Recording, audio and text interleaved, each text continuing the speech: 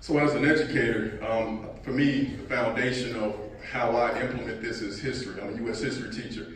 And we have a 3-day weekend. Conveniently, we have this restorative justice program the day after the Laquan McDonald situation, and sandwiched in between Columbus Day, Indigenous Genocide Day. And in curriculums across the country, it is not required to start with what Columbus did. It's almost just unconsciously known by students that he discovered America. So when I get kids at 16, 17 years old and we have this discussion and we read Howard Zinn's book at the beginning, that first chapter, they're shocked that Columbus and his men raped and they slit pregnant women's wombs open and all these atrocities. And they're like, why do we still have this day? So for me, it's helping them understand that, for one, my Hispanic students, you are indigenous. This was your history. This was your land. Mexico used to be California, for example.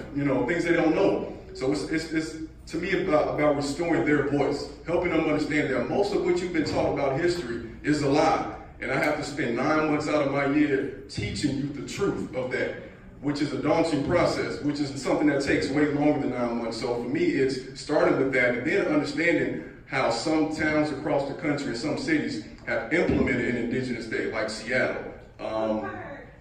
Oak Park, okay. And part of what I'm actually doing, I actually offer my kids extra credit because I do have a diversity of opinion. It's very small, but some kids don't agree, with changing the holiday. But I say, look, if you want extra credit, you write a letter to our mayor, Joliet. I'll edit it and we'll send it out. Because if enough people speak out, they'll start to see that something needs to change, because we don't even acknowledge them as people, indigenous people. We just say, oh, what happened to them? They're gone.